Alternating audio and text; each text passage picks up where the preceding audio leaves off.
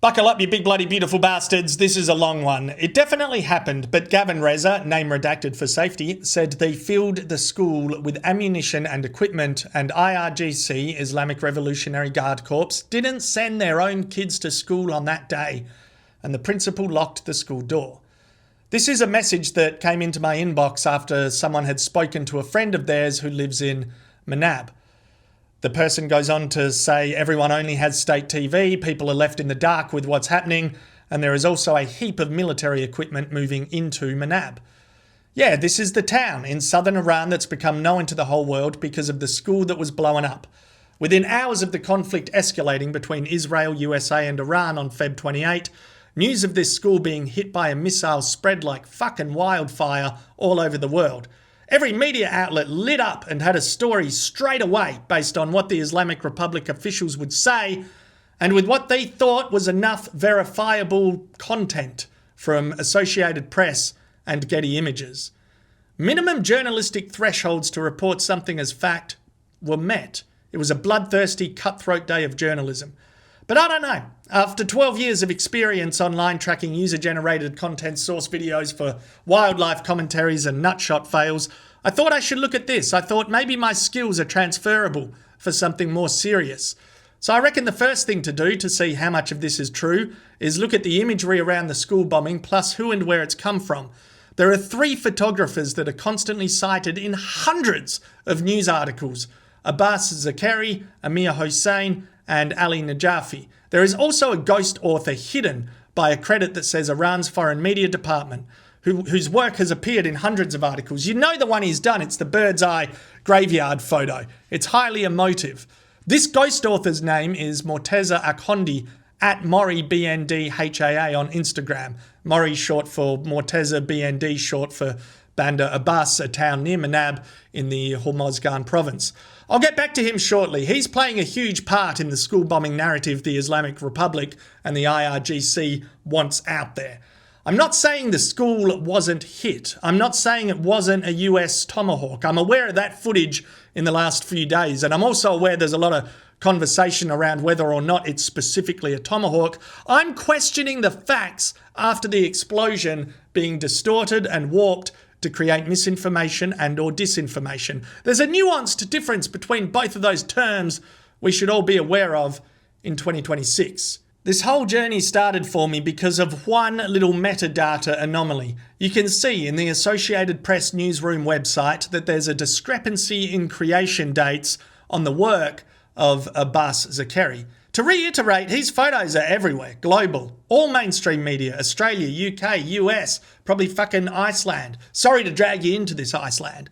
Outside of the UGC, the 2 to 3 user-generated content videos of the aftermath, his photos were the first to be getting out there in the media. If anyone truly knows, maybe I just need it explained to me as to why between 2 very important body gore graphic images do we have a change in the creation date. The close-up says Feb 28, 2026. The other one, the wide shot, says August 13, 2020.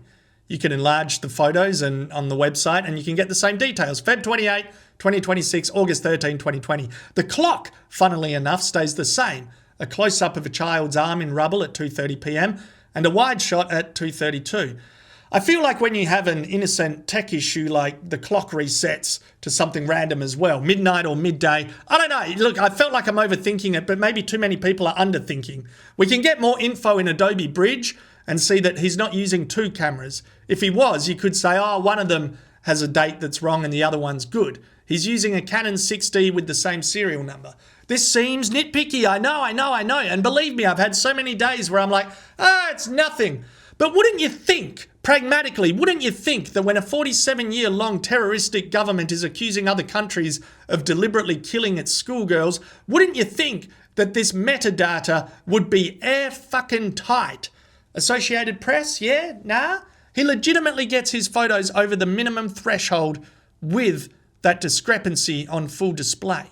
I want your forensic people to email me, AP, explain the rationale with those casualty images and why they're approved with those conflicting dates.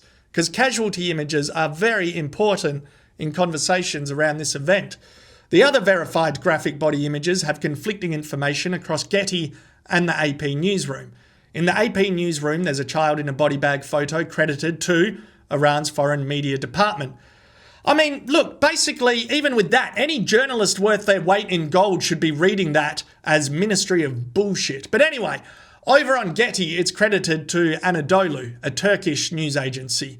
That's telling us that there's a ghost author for these images, and we don't know who that ghost author is. They are credited differently, but they are surely likely the same photographer. Metadata is pretty shady on these because metadata has been stripped quite heavily. The make of the camera used for them is Joint Photographic Experts Group, JPEG. They've been through a photo editing process and exported using the Save to Web option to purposely strip them of metadata. This basically means the dates are attributed to 1994 onwards, when JPEG was fucking invented. The noise analysis and error level analysis on both the AP and Getty photos of the same child indicate dodginess. There's been colour grading. There's an attempt to draw our eyes to the victim to make that really stand out. Wouldn't you think that when a 47-year-long terroristic government is accusing other countries of deliberately killing their schoolgirls, wouldn't you think, I gotta say it louder for the people at the back, wouldn't you think that this metadata would be air fucking tight? Associated Press, Getty, yeah, nah, you're still good. A JPEG is good on this other body graphic gore image. Psychologically, having these body bag images get approved over your minimum thresholds is validating the Islamic Republic's narrative to the fullest. If Abbas Zakari's photos with his conflicting creation dates and this ghost author's images were not in the AP and Getty search results for Manab school bombing, USA, Israel, airstrike, school death, schoolgirls killed, what have you got? You got pictures of diggers and rubble. That's not what the regime wants, so they've got these over the line. USA and Israel missile hits empty school. It doesn't serve either the regime or the world's media, who are in a codependent relationship. It's incredible manipulation, but it's destructive manipulation. The only people that get hurt from this media-supported regime circus are, again, the Iranian people. Haven't they fucking been through enough? Ali Najafi, I'm sure it's nothing I had to say again. I go to his Getty account on March 5th. I screenshot it because I thought the scarcity of editorial images diminishes my trust in him. Anyone else out there? I mean, maybe I wasn't alone, because when I went back to his account on March 9th, whoop-de-fucking-do, there's 713 images now. Seems like an overcorrection. Getty has removed 2 of the 4 that were originally there on March 5th because it seems like they were just cropped photos of the 2 that he had. Oh, I'm sure it's nothing. Give these guys the benefit of the doubt constantly. I don't know. He's been credited as a trustworthy source of information in a lot of articles again. Amir Hossein, he's predominantly provided funeral procession photos, which there's a lot of those credited in articles. Media was spoon-fed this story every step of the way daily to keep the content machine churning out articles and images. The company he's credited as working for is ISNA. It's a softer, sneakier portal of propaganda aimed at attracting young people in Iran. But we know a majority of young people have not taken the bait. It's been young people on the streets in January chanting Javed Shah getting shot and killed, requesting the return of Reza Pahlavi. Long live the king. They've done it at universities in late Feb as well. So ISNA is an epic indoctrination failure. I've heard people go, oh no, all these photos come from Man News or Fast News. These should be good regional news agencies. Even if you do not know any bloody Persians, do one search and you can find out that they operate only for the Islamic Republic of Iran. It's a facade. The regime has imprisoned Iranian people since January, or 47 years. They can barely ever contact the outside world. But the fun fact of the day is that it also actively stops you looking into that prison. If any journalists have tried, which I don't think you have, but if you have, if you've tried to look at the news agency websites .ir, you can't. I wanted to see extra photos there so I could maybe just throw this away and get on with my day, but you get met with this message, which from Farsi to English translates to, back the fuck off from our website of incriminating conflicting information. Or thereabouts. I need to ask me Miso and me Iranian friends again, but His photos, I haven't run metadata on really. I need help. They have an AI feel. It feels like there's a prompt to say, make sure mourners have phones in their hands, because it's naturalistic for every large event to have people filming. So they've been hyper aware of putting that in there. But we're not seeing that user-generated content, are we? Again, reality, the internet is cut off. There are zero witness testimonies for any of this, for most of this. I have the one message, and I believe there's sincerity in the substance of it. I reckon I've got thousands of Iranian followers on Instagram these days. So that is a big word of mouth message to have had land on my desk. The aerial drone photo, let's do it. Let's unpack this. It's been everywhere as well. On Associated Press, it's credited as Iran's foreign media department. On Getty, it's credited as handout, indicating it's come from the Islamic Republic government in both cases as well. It's highly controlled. The ghost author is Morteza Akhondi. He has uploaded drone videos on his Instagram account over the last week. The one that's approved on the AP website shows a camera in Adobe Bridge, Hasselblad. That's in the DJI Mavic 3s from 2021, that particular camera.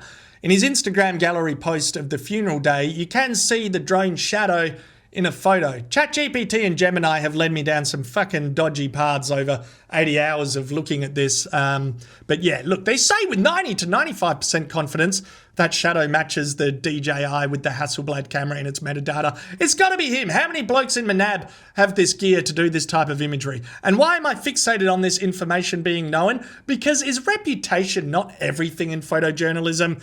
He's an IRGC bloke, like especially wartime photojournalists. Like, are they not prone to professional accountability? He definitely shares AI in his Instagram stories. There's lots of regime-approved content creators who have their internet whitelisted.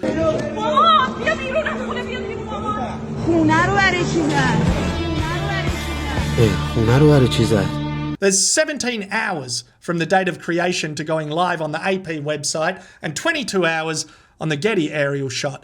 That's a lot of time for a war photographer to figure out how to get maximum impact from these photos with the government's involvement. The AP one is probably the realistic scenario. Still, I'm not congratulating you for using it. Like, yeah, we can run the noise analysis and the ELA on that as well, and it's not as tampered with, but still his integrity is fucked. And of course, the Getty one and the social media ones have hotspots and signs of manipulation specifically around crowd sizes. This is frustrating because the realism pictures end up mixed in with the bogus crowd sizing pictures. Media outlets pick one or the other, or sometimes both, which is jarring. You have this graveyard photo with a scarce amount of people, and then fucking bam, look at that. There's a huge crowd of people that actually cared that were there. So no matter what, it's bloody jarring on all occasions, and it's causing misinformation. I'm stating the obvious to Iranians, but yeah, even some of the memorial signage Iranians are spotting, like AI slop, or the writing is off, where it says martyr, martyr twice, or a similar or the same name twice. Like, yeah. I mean, here's one death during January that could be verified here. Taha. I mean, I'm not going to show the imagery of his death here, but people got interviews with his family. It was proper citizen journalism. I really, really have to censor his death photo. You know what? You can go scroll down the timeline of @Vahid over on X, and you can see all the uncensored footage of protester death back in January. Or I'll put an uncensored link in the post description to the hospital or morgue of this image of Taha, or the comments or my bio. Go click it if you have a strong stomach, or you don't. Gauge how you react, like when you see it, to unfiltered realism. Just gauge how you react emotionally. There's no facts in that, but it's interesting in this day and age. I mean, I do think that, yeah, obviously the school was hit, the strike hit the school. Maybe there were some IRGC kids there on that day, and it kind of matches up with the message I got that they didn't bring their kids to school, but maybe a couple of poor fucking kids were there. And I will always segregate the kids and say that's a tragedy. But we know the school was in an Islamic Revolutionary Guard Corps fucking base. The media needs to stop giving these bastards the benefit of the doubt. The citizen journalism that gets out of the country when there's a flicker of 2% internet shows how the IRGC uses schools and hospitals as military war zones. Iranians are telling us. Why constantly forgive them like this propaganda? Why constantly forgive this sensationalism and this outright manipulation of photos and this weaponizing of schools and hospitals? Is the priority that America and Israel be the most evil entities in the world that important over truth? Do media and activists and content creators want to say 165 school kids died? Like, why? Is that a good thing to go around fucking saying that? That gets you the most clicks and engagement? American Israel bombed their capital, including a girls' elementary school, killing upwards of 80 children. For your own business and popularity, you want to go out and go around going, a high number of school kids are dead. That's your position. I'm just telling you, maybe they're not. Like, that's my position. Epilogue. The 2026 propaganda hierarchy goes like this. Representative of oppressive government gets platformed by the United Nations. Photojournalism with sensationalism gets over the minimal thresholds of verification with established institutions. AP, Getty. 2 to 3 pieces of user-generated content known by or filmed by oppressive government also go online. Let the geolocators do their work. Media has enough content then to spread the story over and over and over. Open source AI content, not as easily identifiable anymore, gets mixed in. There's a profile called Manab.academy on Instagram. I found it through Mortez's profile, where from December 2025, it is all about very realistic AI. That's what that community is about.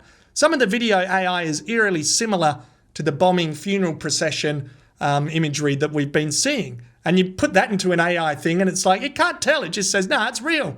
And then you can play whack-a-mole looking in the comments and seeing whose bio has Instagram stories, which means they have whitelisted internet from the regime. And 9 out of 10 times their bio will say AI content, bloody passionate about it, media, blogging, graphic design.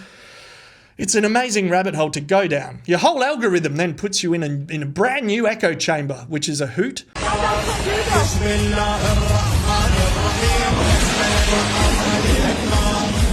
Look, the same propagandists from the beginning of the cycle keep working as well. They look to further abuse children by shoving cameras in their faces.